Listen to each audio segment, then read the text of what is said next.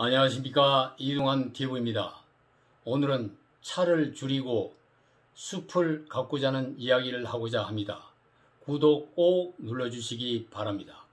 탄소 중립은 개인이나 회사 단체 등에서 배출한 이산화탄소를 다시 흡수하여 실질적인 배출량을 0으로 만드는 것을 말합니다. 탄소 제로라고도 합니다. 온실가스를 흡수하기 위해서는 배출한 이산화탄소의 양을 계산하고 탄소의 양만큼 나무를 심거나 풍력, 태양력 발전과 같은 청정에너지 분야에서 투자해 오염을 상쇄해야 합니다.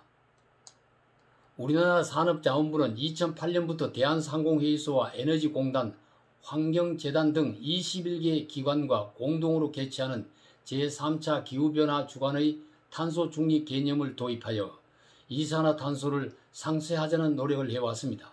국제적으로는 2016년 발효된 파리협정 이후에 121개 국가가 2050 탄소 중립 목표 기후동맹에 가입하면서 전 세계적으로 이 운동이 확대되었습니다.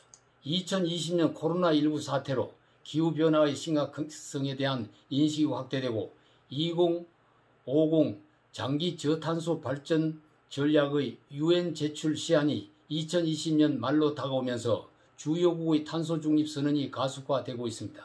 2019년 12월에는 유럽연합이 탄소 중립 선언을 했습니다. 2020년 9월에는 중국과 2020년 10월에는 일본이 탄소 중립 선언을 하고 참여했습니다. 한국도 2020년 10월 28일 탄소 중립 선언을 했습니다.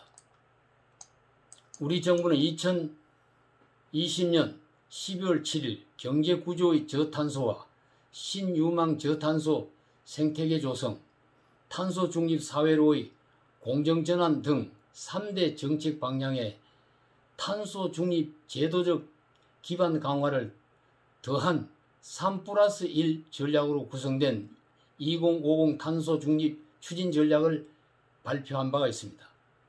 또 3대 정책 방향에 따른 10대 과제로서 에너지 전환 가속화, 고탄소 산업 구조 혁신, 미래 모빌리티로 전환, 도시 국토 저탄소화, 신유망 산업 육성, 혁신 생태계 저변 구축, 순환경제 활성화, 취약 산업 계층 보호, 지역 중심의 탄소 중립 실현, 탄소 중립 사회에 대한 국민 인식 제고 등을 제시하였습니다.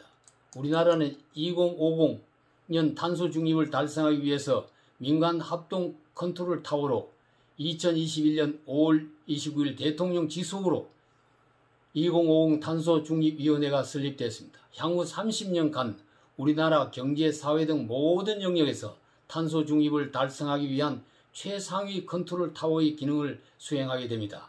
문재인 대통령은 위원회 출범식에서 시민단체와 종교계가 국민의 마음을 하나로 모아준다면 우리는 탄소 중립 모범 국가로서 거듭나게 될 것이라고 밝혔습니다. 지난 6월 5일 제26회 환경의 날 기념식 행사에도 행사 주제를 미래 세대를 위한 탄소 중립 실현으로 내세웠습니다.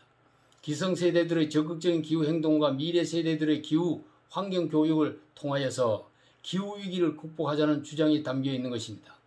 환경부는 인터넷을 통해 미래 세대와 함께 탄소 중립 실천 운동을 하는 홍보 영상을 환경부 공식 유튜브에 올리기도 했습니다. 탄소 배출을 줄여 지구의 이상 기후 변화를 막아야 한다는 공감대가 지구촌에 확대되고 있습니다. 지구 환경의 위기는 인간이 문명을 건설하면서 자초한 재앙입니다. 하나밖에 없는 지구를 살려야 합니다. 인류의 생존과 생태계 위기를 막아야 합니다. 인간이 스스로의 잘못을 인정하고 탄소 중립 운동을 실천하게 된다면 화석연료 사용을 줄이고 전기와 원자력을 이용하고 산림훼손을 멈추고 녹색운동에 앞장서고 나무 심기와 숲가기를 실천해야 할 것입니다. 화석연료로 달리는 차는 줄이고 나무를 심고 숲을 가꾸어 가야 할 것입니다. 그래서 재앙을 맞고 있는 이 지구의 위기를 극복하고 인류의 미래를 새롭게 녹색 환경으로 열어가는 환경을 만들어 가야 할 것입니다. 감사합니다.